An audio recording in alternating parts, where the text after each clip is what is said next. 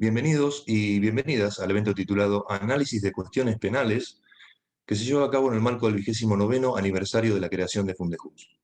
Auspician los colegios de magistrados y funcionarios de la provincia de Buenos Aires, San Isidro, Azul, Trenquelauquen, Bahía Blanca, Zárate Campana, Quilmes, General Rodríguez Moreno y Necochea. Las asociaciones de magistrados y funcionarios de La Matanza, Morón y San Martín, y la Facultad de Derecho de la Universidad Nacional de Mar del Plata, también la Unión de Magistrados y Funcionarios de Lomas de Zamora. Se encuentran presentes por las instituciones mencionadas, por la Asociación de Magistrados y Funcionarios de Morón, Mariela Schifeli, y por el Colegio de Magistrados y Funcionarios de Zárate Campana, Cristian Fabio. Para un mejor desarrollo, los micrófonos de los asistentes se encuentran apagados y les sugerimos que se conecten al dispositivo con auriculares. Por otro lado, les hacemos saber que las preguntas serán contestadas al finalizar la exposición y que para formularlas les pedimos que la canalicen por el sistema de chat. A continuación, hará uso de la palabra el secretario de Administración de Fundejuz, el doctor Carlos Fabián Blanco.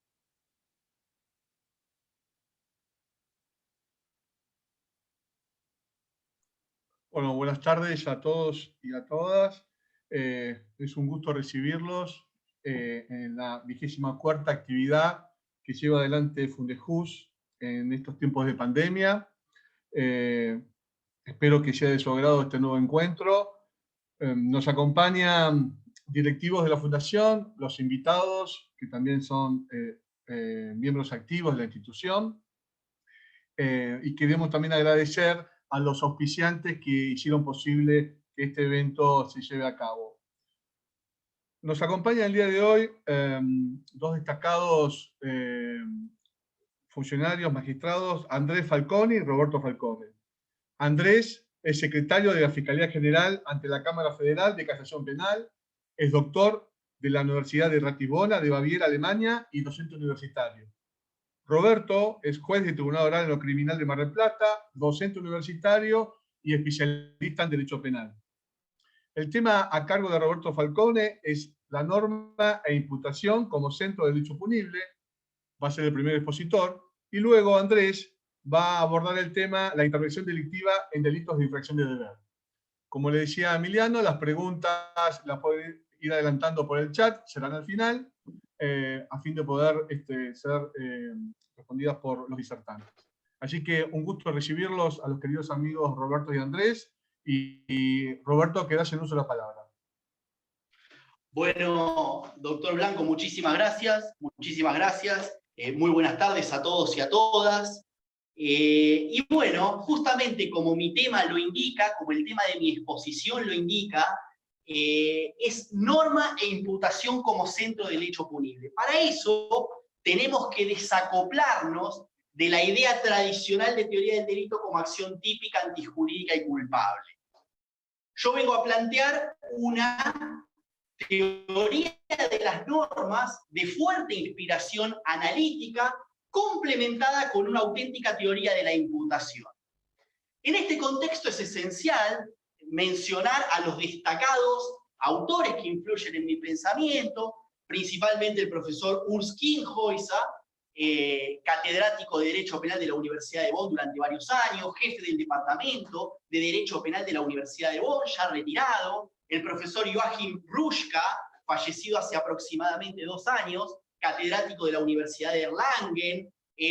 Si vamos a la filosofía jurídica anglo-norteamericana, principal exponente de esta corriente analítica, Michael Moore, y en la esfera latinoamericana, la escuela chilena es fundamental, con Juan Pablo María Lich Raffo a la cabeza, y en Argentina podemos nombrar como el más reputado exponente de esta corriente analítica al profesor Alejandro David. Es importante destacar en qué contexto aparece esta teoría de las normas analíticas en esta versión. La teoría de las normas de Binding, de comienzos del siglo XX, fue de capital importancia, y la teoría de las normas que le siguió a esa teoría de las normas fue la teoría de las normas del gran discípulo de Wetzel, Armin Kaufmann. Esta teoría de las normas, tan impuesta en los años 60 y 70 del siglo pasado, tenía como principal premisa, entre otras, pero en lo que me interesa a mí discutir esta tarde, que el quebrantamiento de la norma de comportamiento no tenía un momento resultativo. El disvalor de resultado era extrínseco al quebrantamiento de la norma de comportamiento por parte de su destinatario.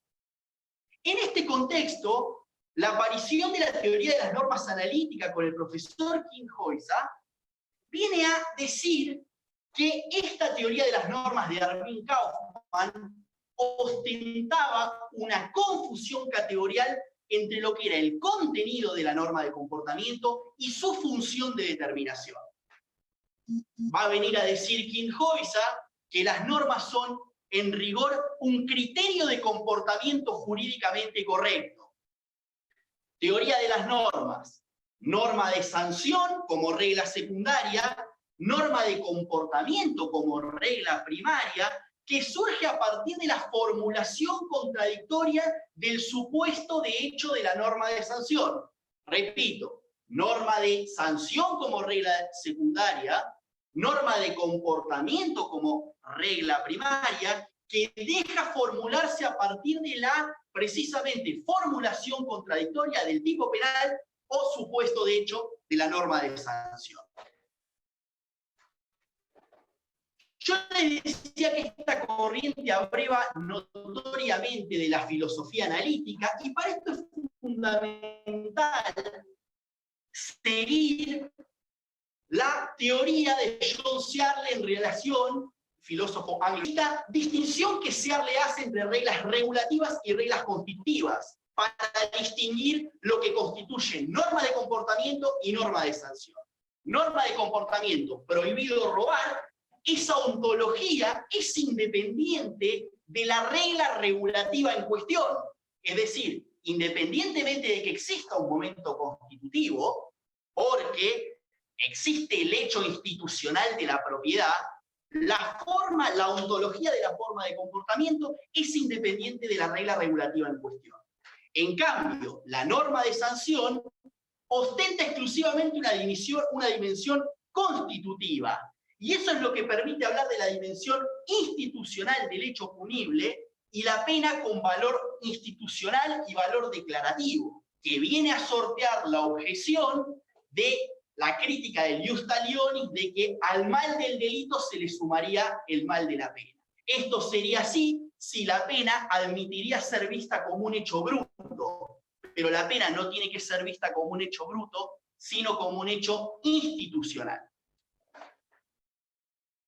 Siguiendo a Hart y siguiendo a Ras, esta corriente de filosofía del derecho postula que las normas son razones excluyentes para la acción. Son razones de primer orden, en tanto prescriben la omisión o la ejecución de un determinado comportamiento, y a la vez son razones de segundo orden que excluyen aquellas razones que pretendan eventualmente conflictuar esa razón de primer orden. Por eso se habla de que las normas son, por un lado, razones protegidas y por el otro, razones completas, lo cual permite hablar de la hipóstasis de considerar a la norma como una entidad divorciada de las razones que le dan sustento y fundamento. Este modelo que yo postulo discrimina absolutamente entre contenido de la norma y contenido de la imputación. La norma no enuncia un momento de imputación. Las reglas de imputación son precisamente un momento o una instancia de la norma de sanción. La norma de sanción tiene como fin asegurar la validez de la norma de comportamiento, que tiene como fin proteger inmediatamente a los bienes jurídicos que están detrás. La filosofía analítica también equipara o compara la norma con los actos de habla. Austin, básicamente, principalmente, habla de estos tres efectos del acto de habla: efecto locucionario, ilocucionario y perlocucionario. El efecto locucionario del acto de habla implicará hablar del contenido proposicional de la norma, está integrado por un determinado operador deóntico, prohibido, permitido, ordenado o exento de mandato, y un determinado contenido proposicional, que admite ser entendido como proposicional en virtud de que se trata de una descripción que en virtud del operador deóntico en cuestión deberá ser hecha verdadera en caso de mandato o no verdadera en caso de prohibición, en el supuesto de que se quiera realizarlo normativamente adecuado. Finalmente, el efecto perlocucionario es el concerniente a su eficacia en el marco de las relaciones sociales. La antinormatividad concretamente es una propiedad superviniente originada en un juicio deductivo, o dicho más tradicionalmente, en una operación de subsunción. Es un juicio que se realiza ex post, porque solamente ex post se obtiene la descripción de la conducta finalmente acaecida. Es un juicio objetivo, pero existe la posibilidad de que albergue en su seno determinados elementos subjetivos, que no va a ser un momento de la imputación, como puede ser el dolo, sino que van a ser elementos subjetivos de la propia antinormatividad. Por caso, los delitos de tendencia interna trascendente, los delitos que tienen finalidades, ánimos de lucro, como finalidades o propósitos precisamente, son estos precisamente elementos subjetivos de la antinormatividad de los que les estoy hablando. Yo les decía hace un rato que el gran mérito de la teoría de las normas analíticas es desacoplar o desambiguar la confusión entre el contenido de la norma y su función. Las normas ostentan por un lado una función de determinación para el destinatario, así como una función de valoración para el adjudicador. Pero eso no debe ser confundido con el contenido de la norma, que es la descripción. La descripción, decía Wittgenstein, la regla y la interpretación de la regla nunca pueden ser confundidas. La regla, decía Robert Brandon, el neohegeliano de Pittsburgh, de barba larga, norteamericano, la regla nunca puede confundirse con la interpretación de la regla. Una cosa es la regla y otra cosa es seguir la regla como momento de la imputación.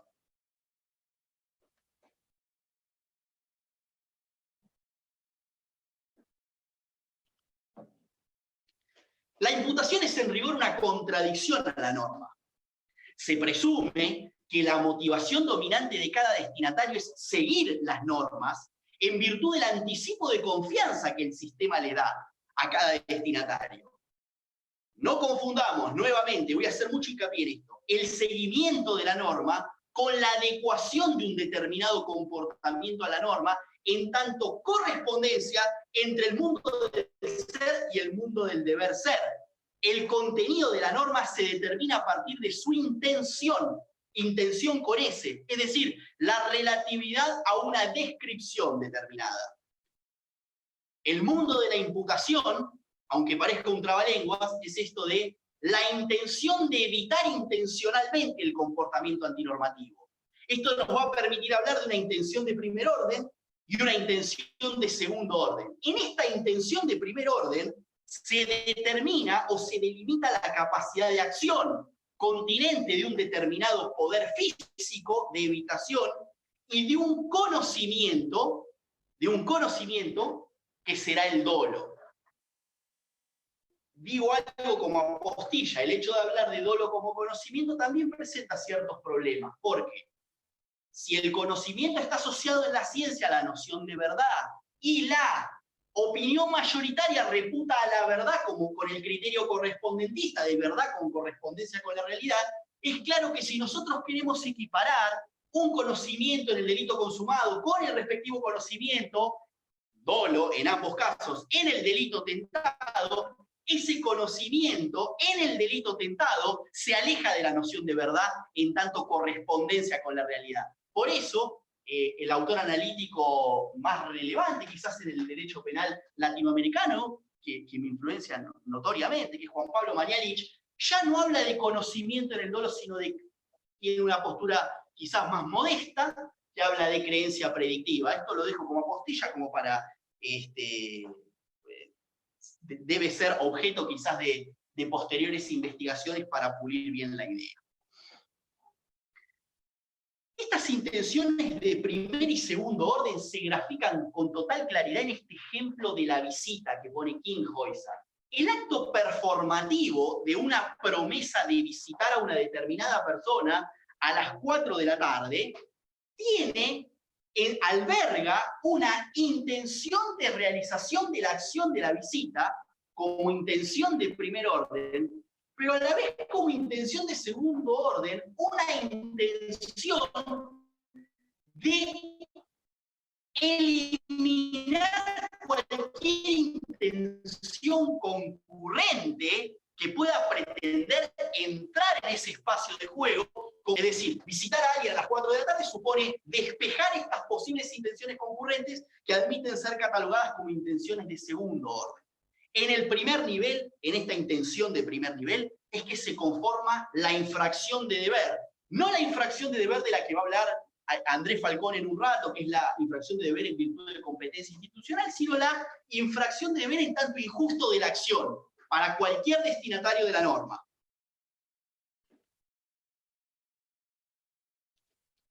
Si no existe imputación ordinaria, en principio no hay responsabilidad, mas solo en principio, porque existe como estructura paradigmática de la imputación extraordinaria en el injusto, la categoría de la imprudencia, que va a ser responsable el destinatario por su propio déficit de responsabilidad.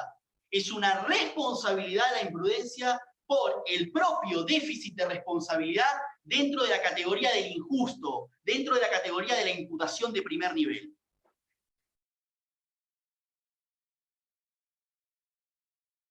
La imputación de segundo nivel es lo que se puede denominar la capacidad de motivación. Y esta pregunta de si era racional esperar un seguimiento de la norma por parte de determinado destinatario.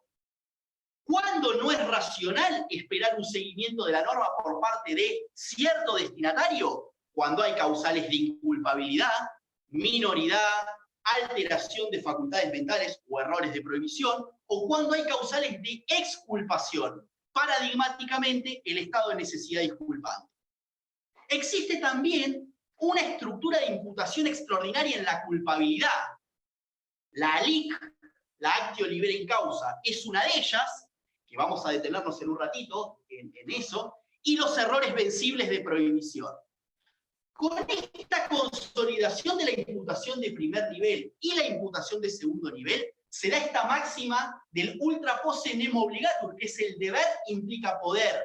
El deber tiene sentido en la medida en que el destinatario pueda realizar el comportamiento conforme a la norma, el comportamiento que prescribe la norma.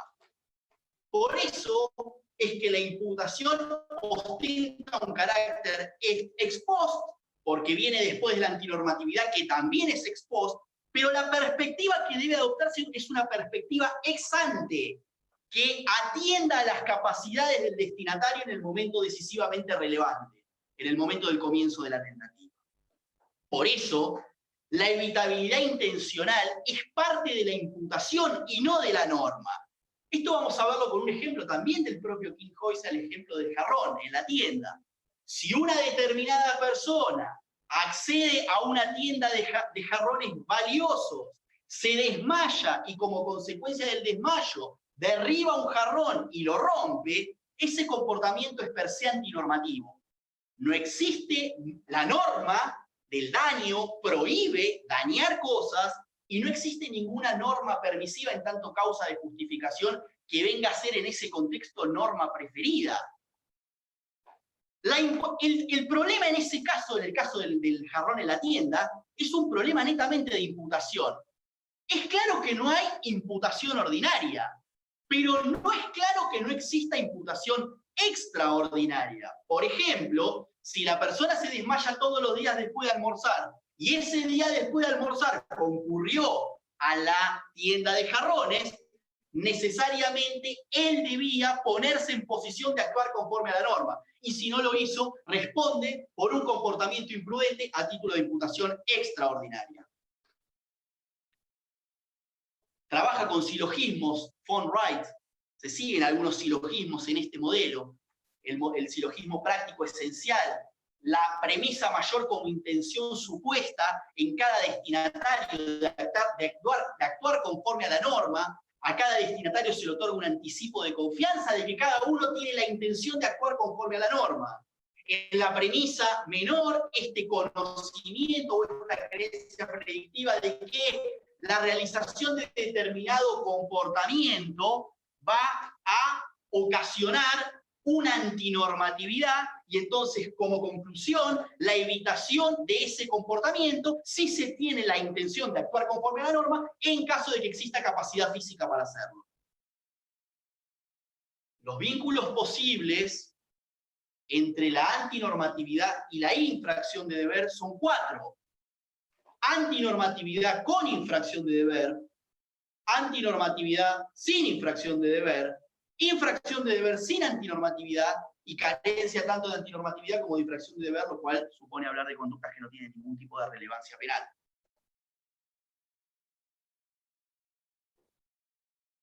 La tentativa de cualquier delito es el paradigma de un comportamiento con infracción de deber sin antinormatividad. Grabémonos esto a fuego, la tentativa no es antinormativa. Una cosa es la adecuación de un determinado comportamiento con la norma y otra cosa es el seguimiento de la norma. En la tentativa no hay seguimiento, pero sí hay adecuación de un comportamiento con la norma. El muerto no está muerto. La cosa desapoderada en el robo no está desapoderada, no está en mi poder. Y esto, nuevamente, vuelve a la primera distinción de contenido de la norma en tanto descripción y la función de determinación de la norma. La función de determinación en la tentativa falló, no me determinó a realizar el comportamiento conforme a la norma, pero el contenido no se dio. El que matare de la descripción del 79, de la intención con ese, no está consolidado. Las formas de comportamiento están o no prohibidas, y la función de determinación de la norma, valga reiterarlo por enésima vez, no condiciona su contenido. Esto permite hablar de que aquellos que ven a la tentativa acabada como un prototipo de la antinormatividad están equivocados, porque el intentar es un concepto secundario o derivativo frente al realizar, como lo probaron las investigaciones del filósofo escocés Anthony Duff. Es un hacer en relación a una determinada descripción relevante fracasado, independientemente de la fenomenología, porque fenomenológicamente es evidente que una tentativa viene antes que la consumación, pero lógico-jurídicamente no. Lo antinormativo es la consumación, que es un concepto formal. Hay una conexión de fundamentación muy intensa entre las normas de comportamiento y las reglas de imputación. Solo tiene sentido hablar de comportamiento antinormativo en caso de que exista una determinada persona que tenga capacidad de acción y de motivación en el momento decisivamente relevante. Y solo tiene sentido hablar de reglas de imputación en tanto el objeto de la imputación es un comportamiento antinormativo. Fíjense el modo en el que se imbrican estos dos mundos, el mundo de la norma y el mundo de la imputación. Esto nos va a permitir, siguiendo a Wittgenstein, el notable filósofo austríaco que hizo toda su carrera en Inglaterra, Ludwig Wittgenstein, de catalogar a la norma y a la imputación como la gramática profunda del derecho penal, por oposición a la gramática superficial. La gramática profunda es aquella que no alcanza a ser percibida con el oído, está más adentro. En ese contexto, el mundo de la norma y el mundo de la imputación son la gramática profunda del derecho penal. Cuando nosotros pasamos a analizar en función de todo lo que yo vengo expresando, la conexión entre la parte especial y la parte general, vamos a ver que el lenguaje, la parte especial tiene como misión la sistematización del lenguaje prescriptivo del Código Penal, mientras que la parte general tiene un lenguaje eminentemente adscriptivo. Por eso, cabe hablar siguiendo a Finke de una formalidad materialmente ciega de la parte general. La imputación son reglas secundarias frente a la antinormatividad. En este contexto, y aunque pueda parecer provocativo, independientemente de su geografía, es decir, del lugar en el que estén situadas, Las causas de justificación forman parte del lenguaje de la parte especial y no de la parte general. Las causas de justificación, en tanto normas permisivas, también tienen un momento de imputación que formará parte de la parte general, del lenguaje adscriptivo propio de la parte general. Los errores acerca de los presupuestos fácticos de la causa de justificación, en tanto errores de tipo permisivos, o los errores sobre el alcance de la norma permisiva, en tanto errores de prohibición indirectos, forman parte del lenguaje de la imputación adscriptivo propio de la parte general. Pero la causa de justificación en tanto norma permisiva forma parte del lenguaje prescriptivo de la parte especial. Esto va a permitir concluir en la prioridad lógica de la parte especial por sobre la parte general. Y va a permitir catalogar como error la visión de Jacobs de una especie de generalización de la parte especial, en tanto resolución de los problemas de la parte especial a partir del arsenal argumental de la parte general. Eso es un error. La parte especial y la parte general son estrictamente irreducibles una a la otra.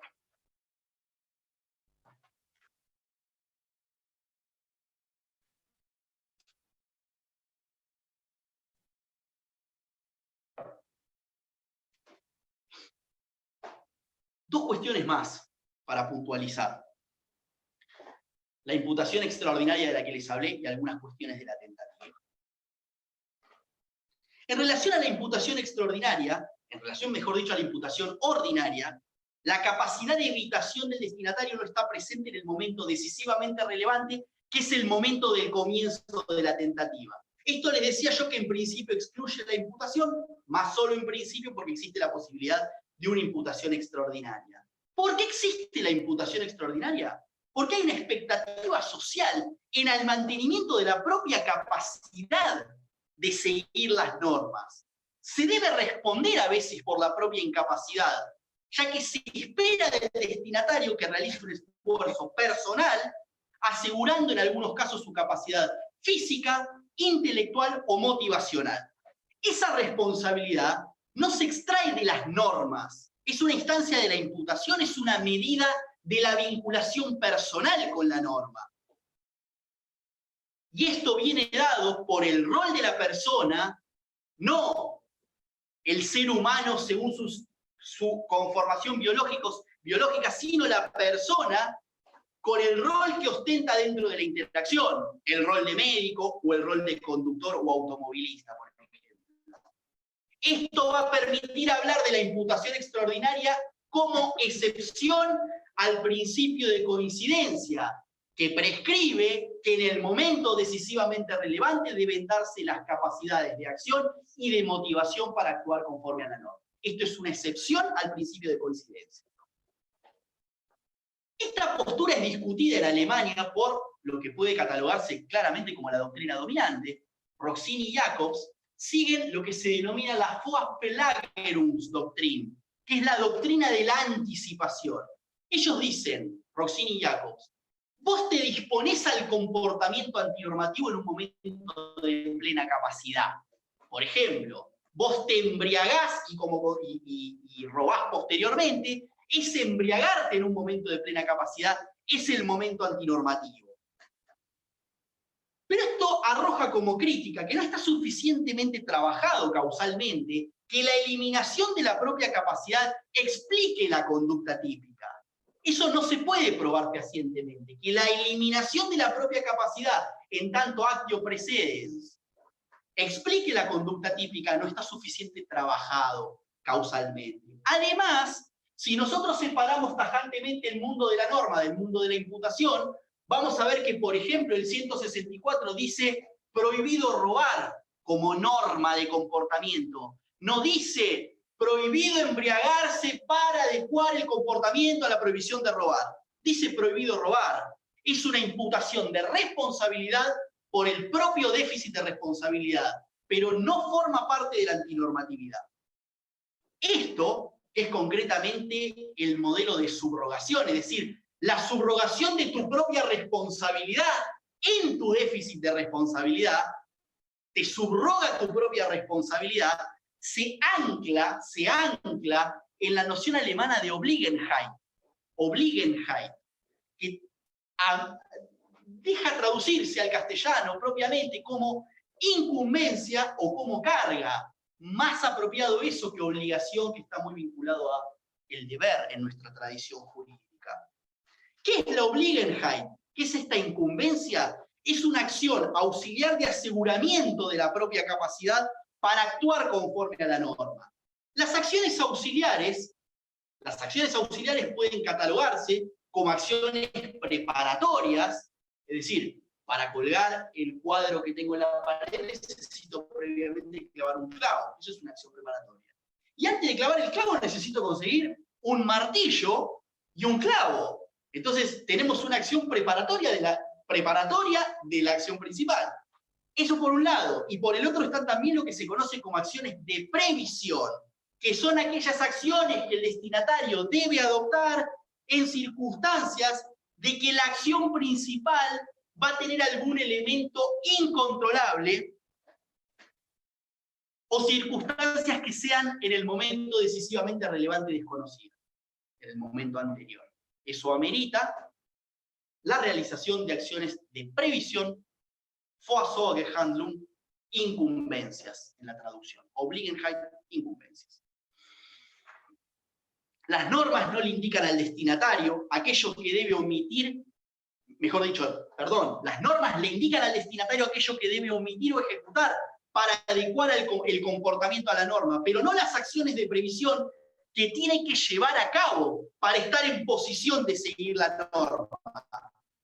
Estas acciones de previsión están claramente asociadas a la norma de sanción, al fin de la sanción. La infracción de la incumbencia, de esta Obliegenheit, es el no ejecutar acciones de previsión, con lo cual es autogravosa, es un imperativo hipotético y no categórico como el del deber. La imprudencia, esta imputación extraordinaria en el primer nivel, se deja de lado en casos de riesgo permitido y en casos de comportamiento alternativo conforme a derecho. Pongámoslo con un ejemplo. Si yo voy manejando a la velocidad máxima permitida por la calle y en ese contexto se cruza un peatón y yo no tengo capacidad de evitar atropellarlo y consecuentemente lesionarlo o matarlo, si yo vengo manejando a la velocidad máxima permitida por esa acera, por esa calle, yo en ningún momento infringí la acción de previsión, en ningún momento infringí mi incumbencia. Ahora, si yo no tengo capacidad de evitación porque vengo manejando a una velocidad más elevada que la permitida, yo no puedo excusarme en mi déficit de responsabilidad en el momento decisivamente relevante porque yo soy responsable por ese déficit. Finalmente, la tentativa, adelante que iba a puntualizar algunas cuestiones más de tentativa, es una categoría de la infracción de deber y no de la antinormatividad. Es un momento o una instancia de la norma de tentativa, es una instancia de la norma de sanción en la que se expresa un no reconocimiento de la norma con eficacia para la acción. El objeto de la imputación en la tentativa es la conducta que se debió omitir o ejecutar si se tenía la intención de actuar conforme a la norma. Que la norma del 79 no implica una prohibición de querer matar, sino una prohibición de matar. No solamente lo estipula la descripción del propio 79, sino el 84, que habla de causar la muerte a partir de otro título de imputación subjetiva, la imputación imprudente. Lo debido nunca depende en el derecho de las representaciones del destinatario de la norma.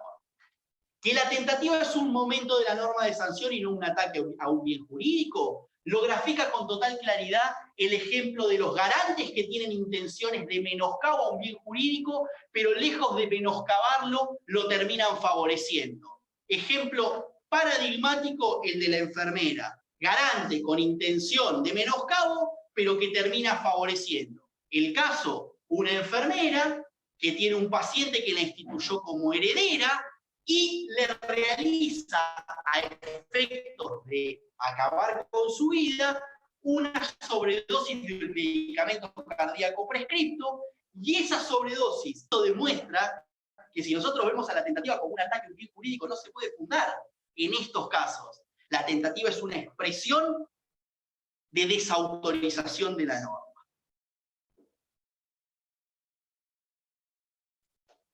Ya para ir cerrando, estos dos mundos, el mundo de la norma y el mundo de la vinculación personal a la norma, en tanto responsabilidad y en tanto instancia de la norma de sanción. La norma de sanción, lo repito, la norma de sanción asegura la validez de la norma de comportamiento como razón eficaz para la acción. La norma de comportamiento protege al bien jurídico que tiene detrás. Protección inmediata es la norma del bien jurídico que está detrás. Esta postura de la tentativa como momento de la norma de sanción y como momento expresivo de desautorización de la norma permite fundar del mismo modo a la tentativa idónea y a la tentativa inidónea. Porque si nosotros tomáramos a la tentativa como ataque a un bien jurídico, ya se ve ex ante que la tentativa inidónea no resulta idónea para atacar al bien jurídico. Entonces el argumento tiene que ser otro. Esto de equiparar la argumentación que funda la tentativa inidónea y la idónea, de ningún modo implica postular que todas las tentativas inidóneas deban ser punibles. Solamente llama la atención en relación a que la fundamentación tanto de la tentativa idónea como de la tentativa inidónea es la misma. ¿Por qué quiero decir esto? ¿Por qué digo esto de que la tentativa inidónea muchas veces no debe ser punida? Porque hay determinados autores que no merecen ser tomados en serio en su desautorización de la norma. Esta es la teoría de la impresión, la Eindruckstheorie. Esta es la teoría de la impresión. Se expresa un no reconocimiento de la norma que causa socialmente una conmoción de la confianza en la validez de la misma. Pero les digo, el hecho de postular, y para ir cerrando ya, el hecho de postular que la tentativa inidónea y la tentativa idónea se fundan de la misma manera, no implica que todos los autores merezcan ser tomados en serio en su desautorización de la norma. Finalmente, para cerrar, bueno, un agradecimiento general a toda la fundación que orgullosamente integro, que está integrada también por tantos amigos, por Ricardo, por César, por el Chango, por Alfredo, y un agradecimiento particular a mi maestro judicial, con quien di mis primeros pasos, que es mi amigo Carlos Fabián Blanco, persona a quien tanto quiero y respeto. Nada más, muchísimas gracias. Muchas gracias, doctor. Tiene la palabra ahora sí el doctor Andrés Falcone.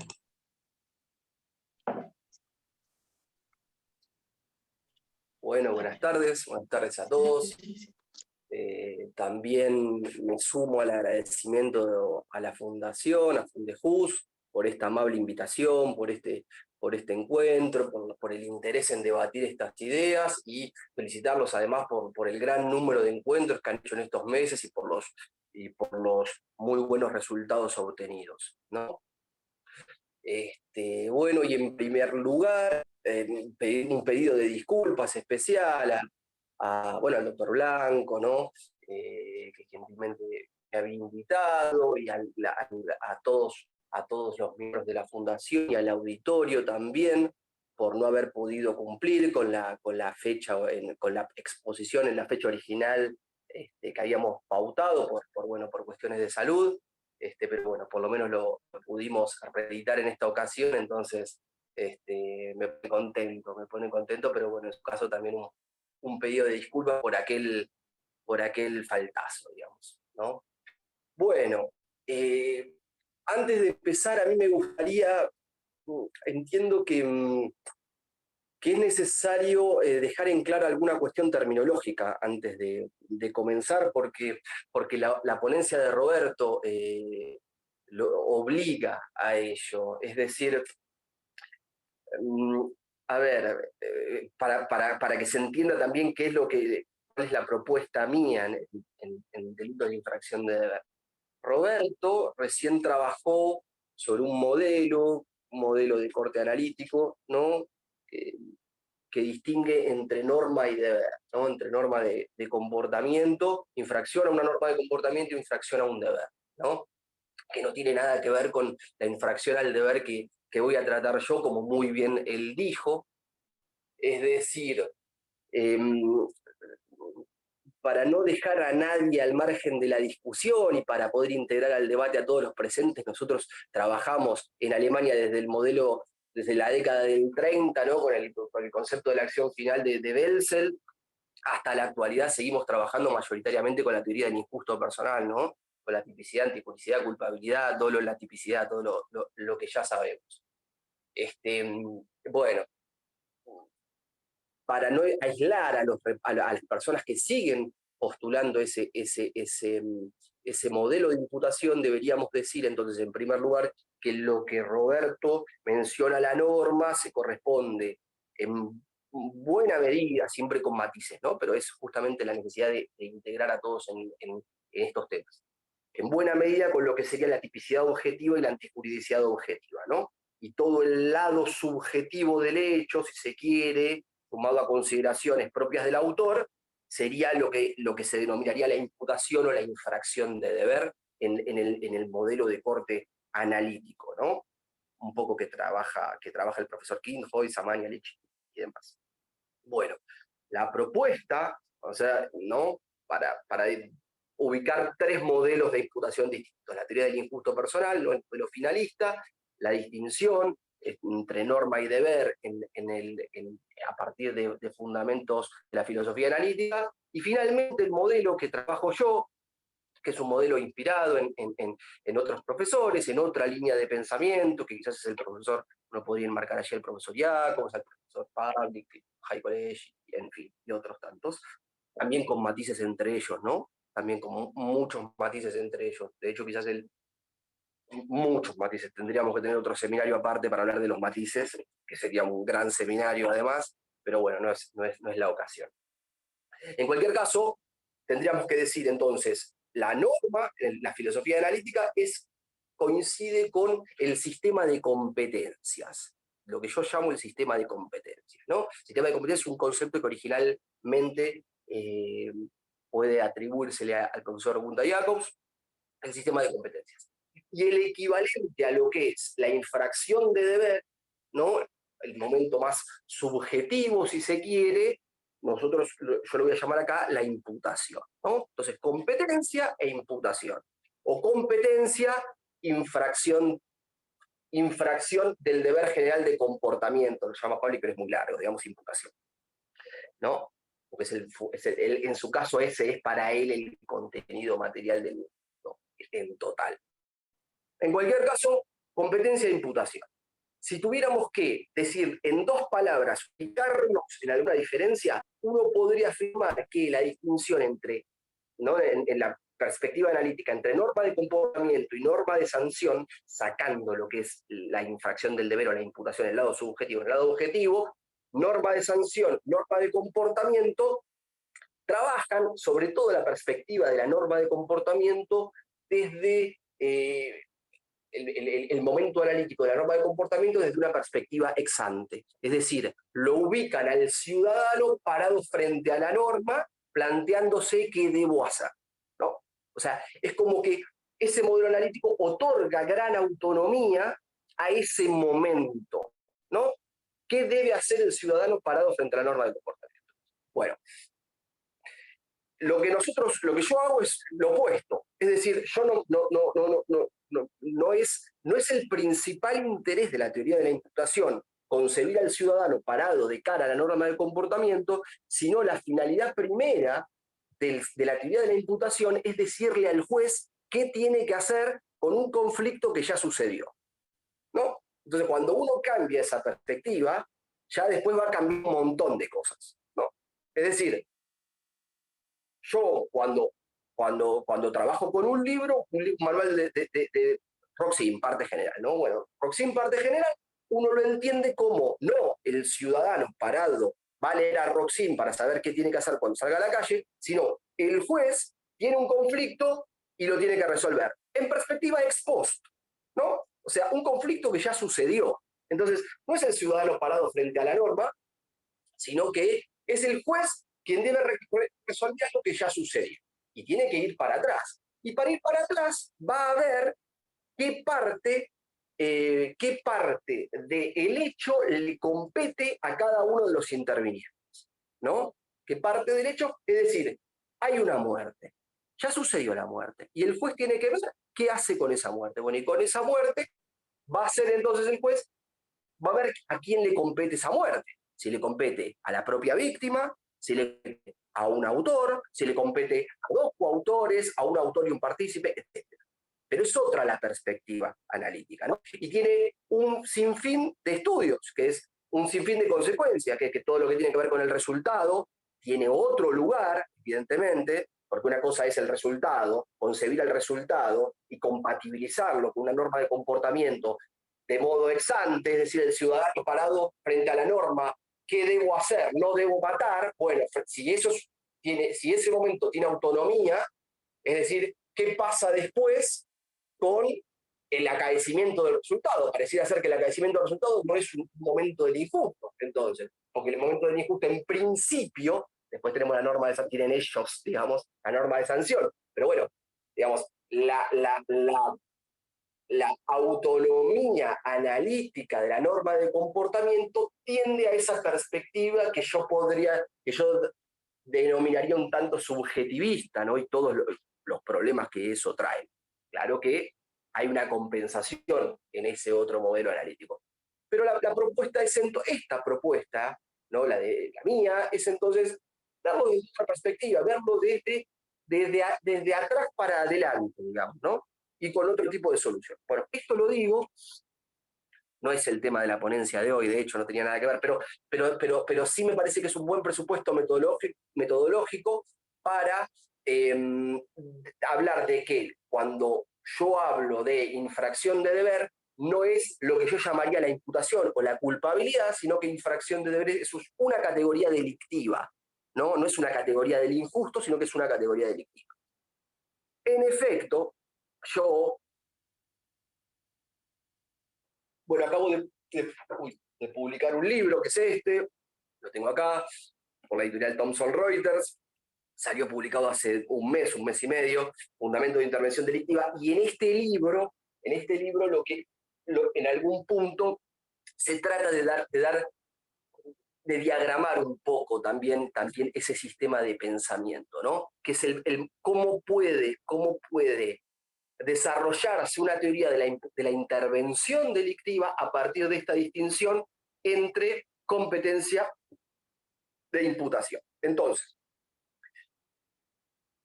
lo que yo trabajo son dos categorías delictivas y tres momentos analíticos, ¿no? Es decir, tres momentos analíticos. Un primer momento analítico es el estudio de la competencia, ¿no? Un primer momento analítico es el estudio de la competencia, que es la decisión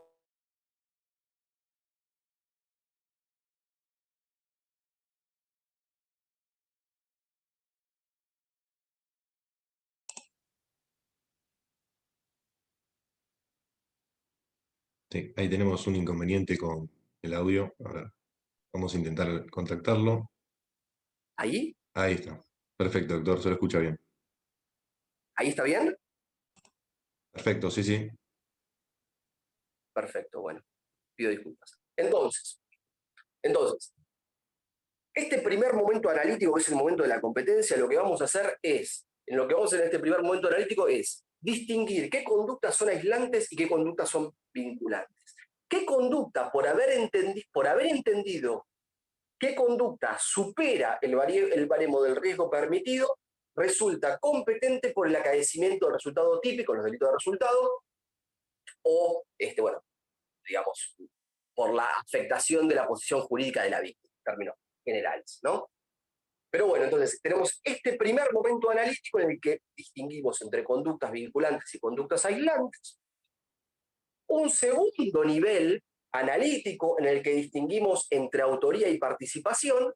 Y un tercer momento analítico en el que vamos a mensurar la pena, ¿no? Y vamos a distinguir entre la pena del autor y la pena del partícipe. Entonces tenemos tres momentos analíticos distintos El primero sería coincidente con lo que normalmente se llama la imputación objetiva. Lo que pasa es que la imputación objetiva tiene otros problemas, que son otros, que ameritaría otro seminario, ¿no? Pero en cualquier caso, un momento de la imputación objetiva, que es el momento, si se quiere, de la competencia normativo, antinormativo entendido ex post, ¿no? Entonces, ese primer momento analítico lo que hace es establecer qué conducta supera el baremo del riesgo permitido. El segundo, distinción entre autoría y participación, y el tercero, distinción en la graduación de la pena. El segundo momento analítico, la distinción entre autores y partícipes, únicamente opera en los delitos de infracción de deber especial, que es lo que yo voy a tratar hoy, si puedo empezar en algún momento. Pero, digamos, esa distinción entre autores y partícipes a partir de un concepto restrictivo de autor, únicamente puede operar aquí. Únicamente puede operar en los delitos de infracción de deber especial. Porque allí, en esta categoría delictiva, la distinción entre autores y partícipes es una distinción institucional. Es decir, cada una de las conductas de los intervinientes, lesiona de modo distinto a una determinada institución, ya sea que se trate de un intraneus o de un extraneus. Por eso, únicamente en estos delitos tenemos una distinción cualitativa, una distinción de fondo, podríamos decir. Una distinción que se infiere de los fundamentos propios del contenido material del injusto, ¿no? Bueno. Y en los delitos de infracción de deber general, la distinción entre autores y partícipes no es más que una distinción de grados. Es decir, si ya es interviniente, el segundo nivel que le compete es la determinación judicial de la pena. No hay una distinción entre autores y partícipes como existen los conceptos restrictivos de autor, porque no hay una distinción de fondo. No hay una distinción de fondo que pueda operar como se opera en los delitos de infracción de deber especial, en los que la distinción da con el contenido último del injusto, que son las instituciones, ¿no? Bueno, esta sería un poco una extensa introducción para ir a donde quiero llegar, que es justamente la distinción entre autores y partícipes en delitos de infracción de deber especial.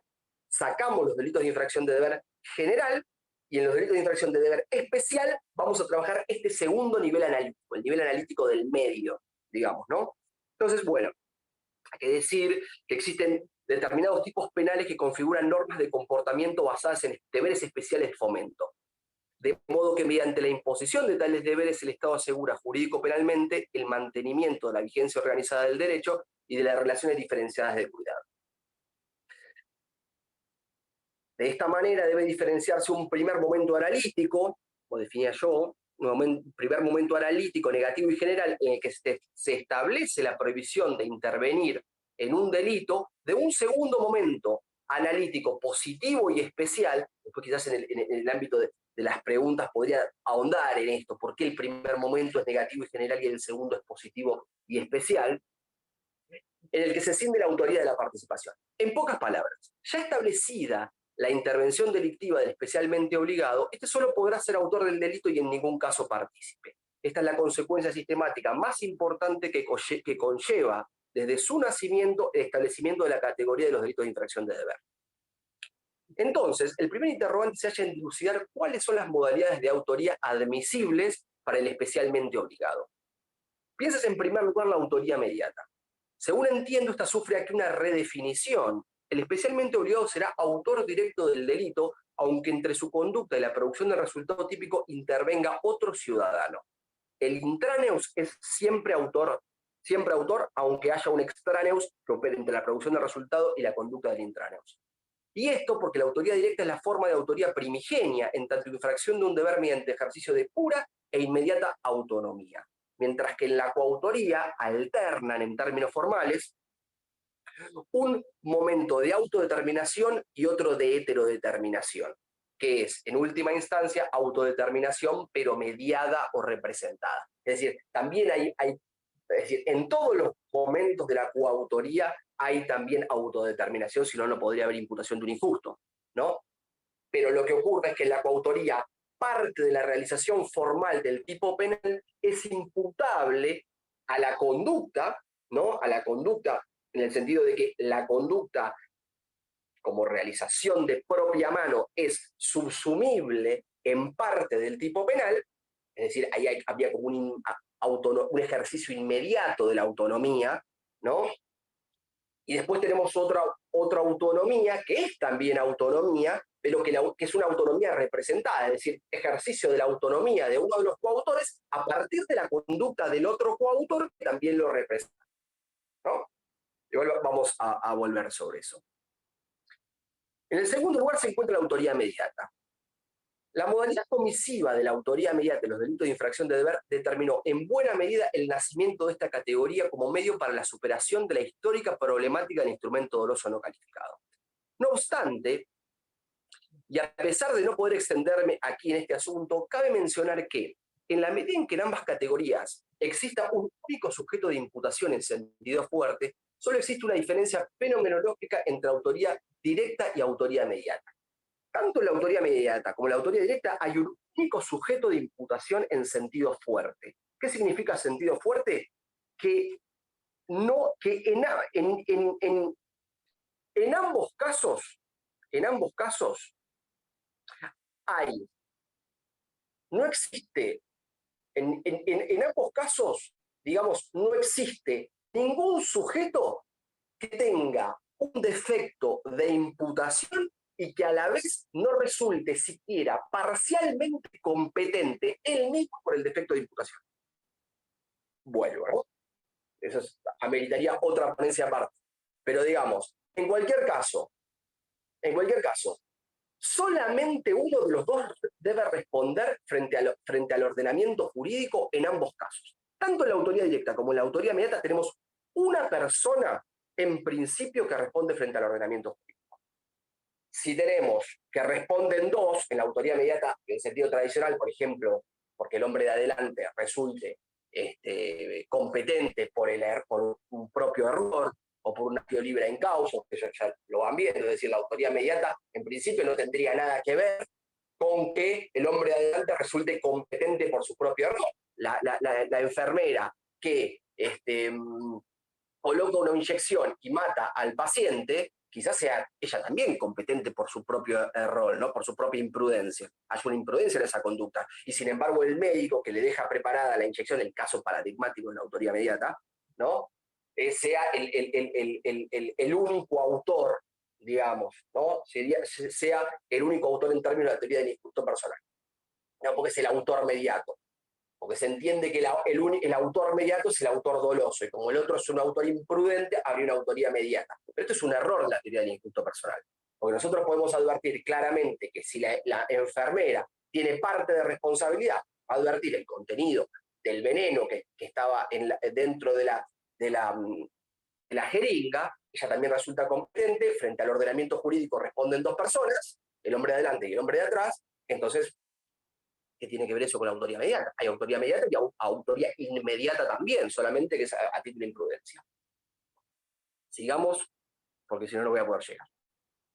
Bueno, entonces, aquí solo cabe entonces recordar que la importancia de la dogmática tradicional le adjudica a la categoría de la autoridad mediata, se vincula con la exclusión de la imputación en los delitos de propia mano, por un lado, y con la determinación del comienzo de la tentativa en las así llamados delitos de dominio, por otro lado. Serían estos delitos, los delitos de infracción de deber general, no los delitos de dominio.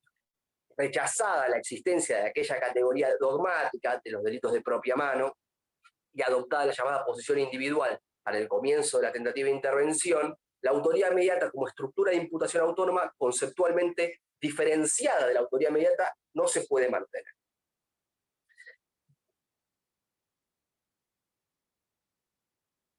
En tercer lugar, y en lo que se refiere a la coautoría, por su parte, no solo debe aceptarse los delitos de infracción de deber especial, sino que, más aún, es este su reducto natural. En efecto, solo aquí puede referirse verdaderamente a una infracción de deber conjunta basada en vínculos materiales de ciudadanía y no en exigencias formales. A título ejemplificativo, si 3 jueces en un tribunal colegiado firman una sentencia condenatoria mediante abierta contradicción con el orden jurídico, los 3 resultarían coautores del delito de prevaricato, según el artículo 69. Aquel juzgador debe advertir que 3 conductas mencionadas conforman una expresión mancomunada de sentido, que se materializa en el momento en que los 3 magistrados estampan su firma en la sentencia, pero que se funda en un momento anterior en el que los 3 magistrados prestaron juramento de desempeñar bien y legalmente el cargo, ¿no? Según el artículo 17 del Reglamento de Justicia y según lo dispuesto en la Ley de Ética Pública, artículo 2, ¿no? Entonces, la infracción mancomunada del deber especial acaecido en la sentencia prevaricadora, pero fundada en idénticos ejercicios autónomos anteriores, fundamenta aquí la coautoría, ¿no? En efecto, el fundamento principal de la coautoría en esta categoría delictiva debe basarse en la distinción entre el mismo deber considerado en abstracto a partir del momento de la asunción e inconcreto en la comisión del hecho. Mediante la concretización del deber que asegura jurídico-penalmente una norma de comportamiento, el derecho puede mandar la tutela de determinadas instituciones en varios especialmente obligados de forma conjunta. En el caso presentado, entonces, el deber especial de los conjueces es todavía abstracto al momento del juramento, de prestar juramento, pero es ya concreto en el momento del dictado de la sentencia. Y en este segundo momento, el deber concretizado de tutelar la recta administración de justicia en tanto institución no descansa únicamente en cada uno de los magistrados como garantes a título personal, sino que también reconoce un elemento colectivo. Allí el derecho deposita en los miembros del órgano colegiado la confianza de que no condenarán a un inocente. Entonces, en concreto, el deber recae sobre los 3 miembros en su conjunto, de modo tal que uno solo de ellos no podía cometer prevaricato por su sola voluntad. Esta opinión, sin embargo, es rechazada por buena parte de la doctrina. Para Jacobs, por ejemplo, no habría lugar para deberes conjuntos en el seno de la teoría de los delitos de infracción de deber, puesto que si bien puede que ciertas instituciones positivas exijan a varias personas a la vez la edificación de un mundo en común para ayuda y fomento de un bien jurídico, sin embargo los deberes que se imponen son siempre individuales y personalísimos, y nunca conjuntos. Pero esta solución no puede compartirse. Como se expuso, el derecho penal sí puede exigir válidamente la concurrencia de la infracción de distintas normas de comportamiento para la comisión de un delito, de modo tal que si no hay mancomunidad, el aporte individual solo sería en grado de tentativa. Es decir, acá hay, a mi juicio, cierto malentendido en doctrina. La categoría de los delitos de infracción de deber, en términos coloquiales, conviene amigarse, porque es una categoría que ya parece muy difícil de contrariar. Es decir, aceptado por Roxin, expuesto y desarrollado por Roxin y por toda su escuela, por Jacobs y por toda su escuela, y por la gran mayoría de la manualística, ¿no? Los grandes representantes de la manualística alemana. Es decir, es importante entender cómo funcionan estos delitos que tienen una lógica completamente distinta a los delitos de organización o de dominio del hecho, lo quiera llamar. Como uno lo quiera llamar. En cualquier caso, el malentendido al que yo hacía referencia es que la escuela de Roxin, los representantes de la escuela de Roxin entienden que el momento fundamental de la infracción de deber en estos delitos existe en este segundo momento, el momento concreto, el momento en el que los 3 jueces firman la sentencia prevaricadora. Y por eso ellos dicen que vale hablar de coautoría y de autoría mediata en delito de infracción de deber. Y la escuela de Jacobs dice que no, dice que en delito de infracción de deber uno solamente puede hablar de autoría directa porque la relación es personal con la institución tutelada. Entonces, la escuela de Jacobs hace hincapié en el primer momento, en el momento abstracto, en el que el ciudadano, en este caso el juez, se compromete a tutelar la recta administración de justicia, en su caso, al momento de asumir la función, o posteriormente también, pero digamos, surge en términos de la asunción justamente con la asunción de la función. Entonces, por eso es que la escuela de IACOS entiende que no puede haber coautoría en delito de infracción de deber, y la teoría y la posición de Roxin entiende que sí. En gran medida, porque no están de acuerdo ellos dos en dónde está el deber, si se quiere, ¿no? O qué es lo importante de la infracción de deber. Si uno puede, a mi juicio, es una opinión, si uno puede distinguir con claridad entre un momento concreto y un momento abstracto de la infracción de deber, puede advertir que claramente, como dice Jacobs, digamos, la relación entre el ciudadano y la institución es una relación inmediata, ¿no? Por supuesto que es una relación inmediata. Por supuesto que yo me comprometo a tutelar la recta administración de justicia yo solo, como juez, y no con los jueces de al lado, si se quiere, o con los secretarios o con los auxiliares letrados. Yo solo, frente a la administración de justicia, al momento en el que asumo el compromiso. Pero luego, al momento en el que firmo la sentencia prevaricadora, ese deber se concretiza. Y lo cierto es que si yo no tengo 2 firmas, no sé, o 3, depende del caso, lo cierto es que la sentencia prevaricadora no sale, ¿no? Entonces, en ese momento, al momento de que un determinado acto jurídico requiera, digamos, la intervención de más de un funcionario, ¿no? En ese caso, el Estado deposita el deber de tutelar la recta administración de justicia en más de una persona. En más de una persona, en varias personas. Y por eso es que puede haber coautoría, ¿no? Y por eso es que puede haber coautoría. La solución adoptada hasta aquí en el ámbito de los delitos, de los llamados delitos de infracción de deber propios, debe mantenerse también para los delitos de infracción de deber impropios, que son aquellos delitos en los que la infracción de un deber de fomento se encuentra tipificada y conminada con una pena superior, comparada a la misma infracción cuando es cometida por un ciudadano que no infringe esos deberes. Entonces, pienses en primer lugar el caso de delito de infracción de deber impropio, el caso de una madre que le alcanza un cuchillo a un tercero para que mate a su hijo. Aquí la intervención del especialmente obligado impone la subsunción del hecho, de todo el hecho, en un delito de infracción de deber de fomento. Homicidio calificado según el artículo 80.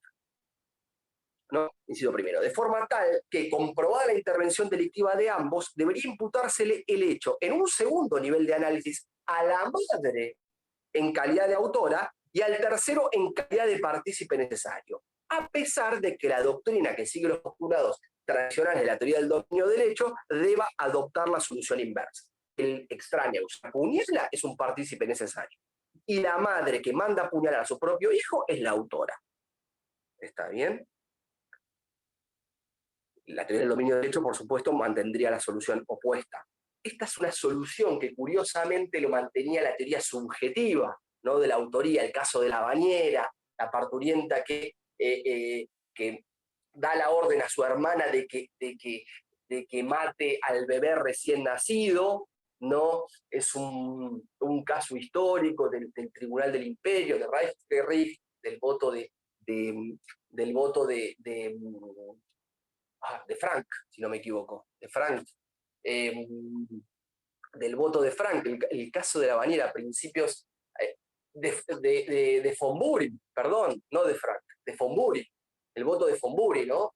En el caso de la bañera, y él con su manual, cómo influye en la teoría subjetiva de la autoría, von Bury, de modo que él entiende que, a pesar de que la hermana mate al bebé, la hermana es una cómplice y la parturienta es la autora, a pesar de que de propia mano no haga nada.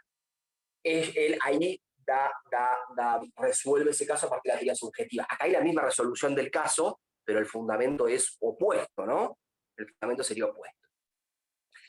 El fundamento de la solución mantenida, el caso estamos hablando de la madre, ¿no? de la madre que le pide a un tercero que mate a su propio hijo. El fundamento de la solución mantenida radica en que, en primer lugar, cuando se comprueba la intervención delictiva de un especialmente obligado, el hecho se transforma, se agrava para todos los intervinientes y no solo para él. En segundo lugar, el concepto restrictivo de autor en los delitos de infracción de deberes especiales no impone, como ya se sostuvo, una distinción entre autores y partícipes a partir de la proximidad con la producción del resultado típico, sino que se encuentra determinada por la calidad del deber infringido. En tercer lugar, si se produjera el caso inverso, en el que el tercero solo le alcanza el cuchillo a la madre, aquí debería intervenir necesariamente en un homicidio calificado. Esto es muy importante. Si se produjera el caso inverso, en el que el tercero solo le alcanza el cuchillo a la madre, aquel debería intervenir necesariamente en un homicidio calificado. De modo que no resultaría correcto que, haciendo más, apuñalando de propia mano, intervenga en un homicidio simple y, haciendo menos, alcanzando el cuchillo, intervenga en un homicidio calificado y con ello recibe una pena mayor. Si es un partícipe necesario, puede tener incluso la pena del auto, ¿no? O sea, haciendo menos, no puede recibir una pena mayor. Y eso es porque este caso no lo puede explicar la teoría del dominio del hecho. En efecto, la misma solución cabe, por ejemplo, en el caso de elevación de pena, según el artículo 281. Cuando el tipo penal sea realizado de propia mano simultáneamente por un intraneus y un extraneus. Este tipo penal establece lo siguiente: será reprimido con prisión de 1 mes a 4 años el que favoreciere la evasión de algún detenido o condenado.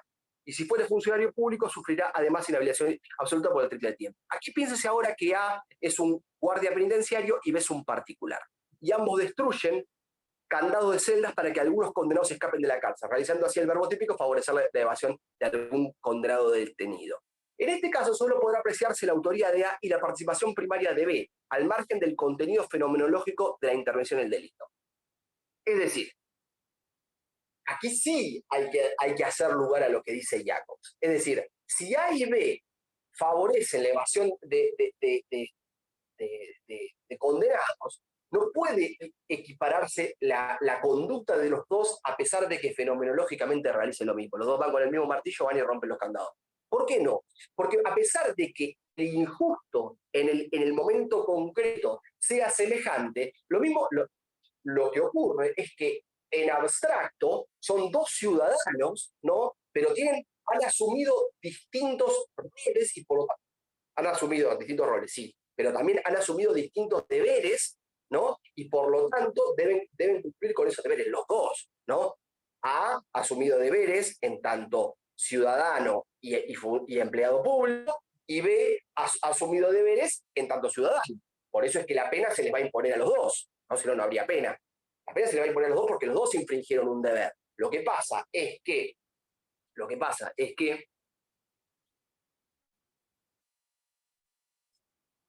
a B se le impone la infracción del deber general, ¿no? En tanto ciudadano, y a A se le va a imponer no solamente ese deber, sino el deber asumido frente a la institución de la administración pública, ¿no? Que le impone resguardar ciertas normas en un establecimiento penitenciario para que los presos y los condenados no escapen. Entonces, me gustaría hacer un paréntesis y mencionar un poco esta distinción, porque resulta obligatorio, que es la de el primer nivel con el segundo nivel. Es decir, dijimos, 2 categorías, 3 niveles. Bueno, el fundamento en la distinción entre primer nivel y segundo nivel es: el primer nivel es un nivel general y negativo. ¿Por qué general? Porque cae en cabeza de todos los ciudadanos argentinos, ¿no? Y en segundo, y además es negativo porque se fundamenta en el neminem laedere, se fundamenta en el dejar al otro tal como está, no inmiscuirse en la esfera de derechos de la víctima. En cambio, el segundo nivel es positivo y especial. Especial porque cae solamente en cabeza de determinadas personas. Y positivo porque demanda no únicamente dejar una determinada institución tal como estaba, sino además de realizar determinadas conductas en pos de tutelar esa institución, ¿no? Entonces tenemos ahí los 2 niveles, y por eso es que este segundo nivel opera únicamente en esta categoría delictiva Y en la categoría de los delitos de infracción de deber general no existe este segundo nivel.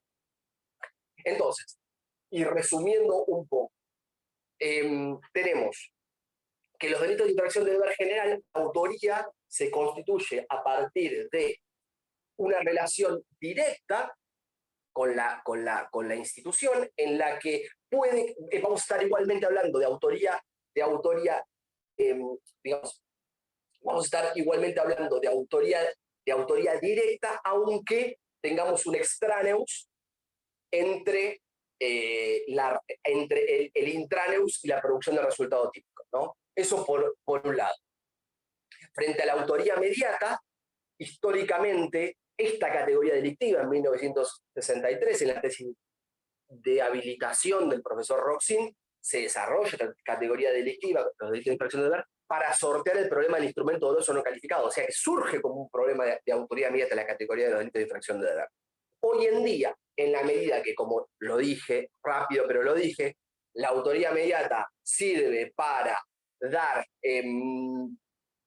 digamos, la consecuencia principal de la autoría mediata tiene que ver con la exclusión de la imputación en delitos de propia mano, por un lado, y luego en el estudio sobre el comienzo de la tentativa, un comienzo de la tentativa diferenciado entre la autoría mediata y la autoría directa, y la medida en que nosotros, por un lado, desconozcamos la categoría de los delitos de propia mano, es una categoría,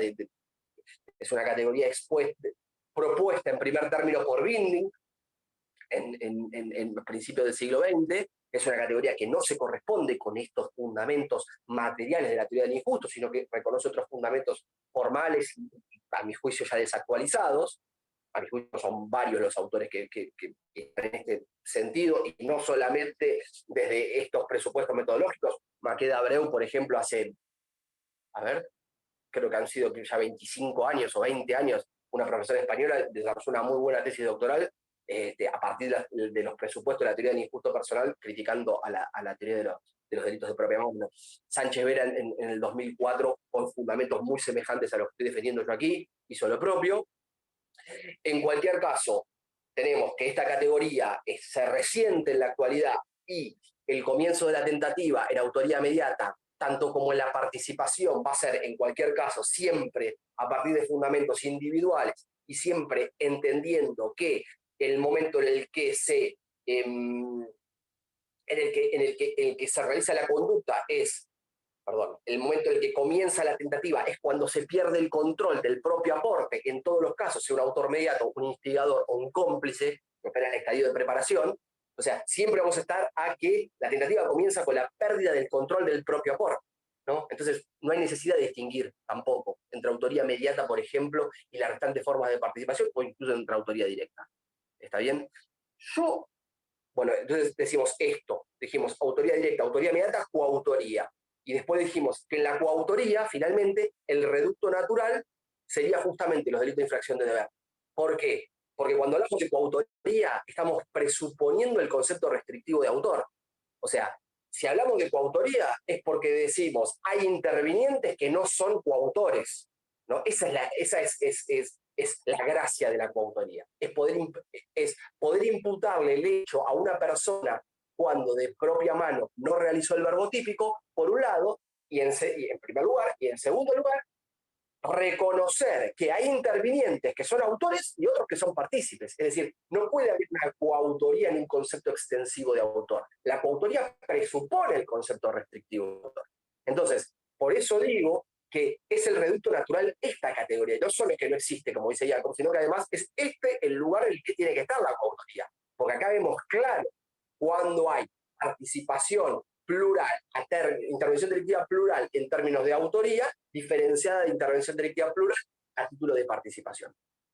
Ahora sí, yo dejaría acá, yo había preparado todo lo que sería el sistema de la participación, pero me parece que va a ser muchísimo. Yo preferiría que en su caso dejar eso abierto a las preguntas, y trabajamos no solamente la autoría, sino también la participación, pero si las preguntas están más vinculadas a la problemática de la autoría en sentido estricto, quizás trabajar alguna cuestión que haya quedado pendiente con respecto a estos temas. En cualquier caso, renuevo el agradecimiento a todos ustedes pedir disculpas por aquella inasistencia, y motivada por una cuestión sanitaria, de salud, si se quiere, y agradecer nuevamente a la Fundación por la invitación. Bueno, muchas gracias. Bien, muchas gracias a ambos por sus exposiciones. Tenemos una pregunta para el doctor Roberto Falcone. ¿Cómo discrimina este modelo la autoría de la participación? Bien, bueno, es una muy buena pregunta, porque la realidad es que aplican algunas cuestiones que yo, sobre las cuales hablé en mi ponencia. Esto de las acciones auxiliares, la incumbencia y demás, aplica también en la distinción entre autoría y participación. En ese sentido, la acción principal de quebrantamiento de la norma es la acción del autor, y la acción del partícipe es la acción auxiliar. Entonces, por eso le decía que aplica. El partícipe realiza siempre acciones auxiliares y el autor realiza la acción principal. Es decir, en el 79, el que matare, el que realiza la acción principal es el que efectivamente mata, el autor.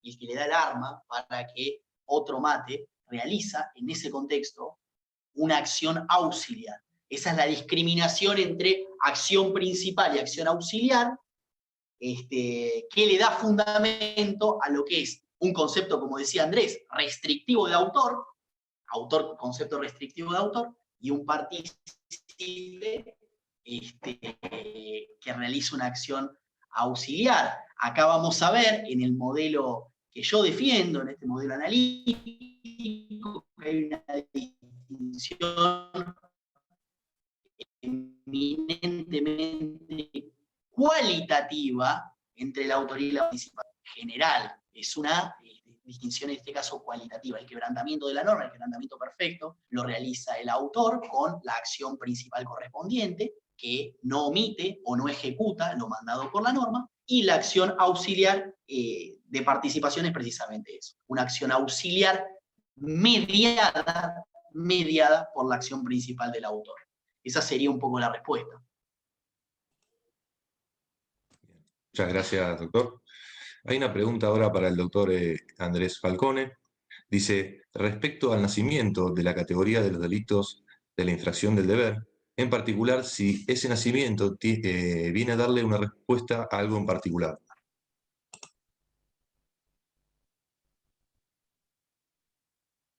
Algo en particular.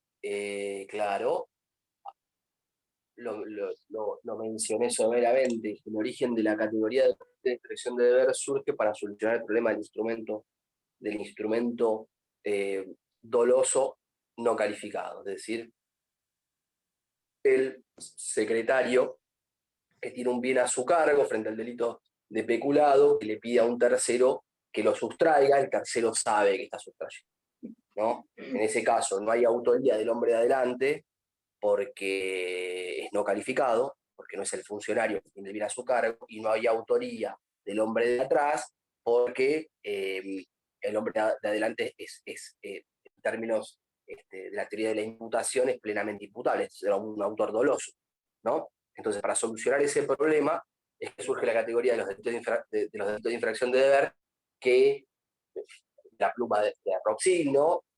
Que lo va a resolver con una suerte de autoría permanente del especialmente obligado. De modo que lo que dice es, no importa que el hombre de adelante haya obrado con dolo, porque lo que importa es justamente la posición de garante, lo dice con esos términos, que tiene el hombre de atrás. Entonces, él es el calificado, él tiene la posición de garante, él es autor, a pesar de que haya dolo en el hombre de adelante. O sea, la teoría clásica que trabajaba la teoría de la autoría inmediata no concebía un sujeto doloso, ¿no?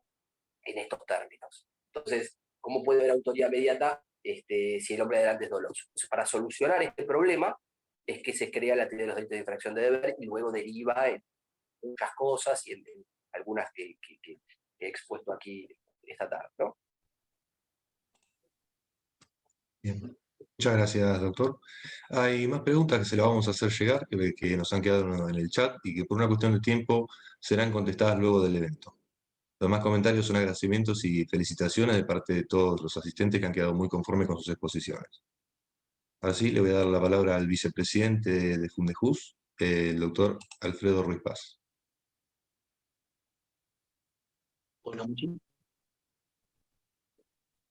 Bueno, en nombre de la Fundación agradezco muchísimo a Andrés y a Roberto Falcone que nos dieron una brillante exposición sobre un tema no fácil, pero nos habíamos preocupado de conseguir dos doctrinarios ya que engalanan la Fundación y que nos pueden ayudar. Esto formó parte de las charlas que la Fundación tuvo que improvisar a partir del mes de junio ante la pandemia, y ahora ya casi la tenemos perfeccionada, con temas atinentes a la solución de la justicia en la pandemia en las distintas provincias o en otro país como fue la última en Alemania, y temas de doctrina y jurisprudencia. Les agradezco mucho a todas las instituciones que nos auspiciaron, participaron, a las autoridades de esas instituciones que estuvieron presentes. Agradezco al doctor Blanco, que en esta oportunidad tuvo el gusto y el honor de presentar a los hermanos Falcone, uno de los cuales inició su carrera judicial en el juzgado, que por esa razón creímos que era la persona indicada para hacer esta presentación. Nuevamente a los doctores Falcone y a todos los participantes que han participado, han colaborado, y esto se ha visto reflejado en el gran número de participantes inscritos ustedes. Muy amable, y en particular me olvidaba a quienes hicieron posible esto, como Emiliano, que hoy está siendo el administrador, o en su momento, que fue un poco el organizador, el integrante del Consejo de Administración, Juan Pablo Vidal, que sin ellos no hubiésemos podido hacer nada. Muchas gracias a todos ustedes. Buenas tardes. Quedan en Emiliano, que les va a dar la despedida. Muy amable, gracias a todos. Bien. Muchas gracias, doctor. Agradecemos su presencia y los invitamos a seguir en contacto con nosotros a través de nuestras redes sociales y demás canales institucionales. Tengan todos ustedes muy buenas tardes.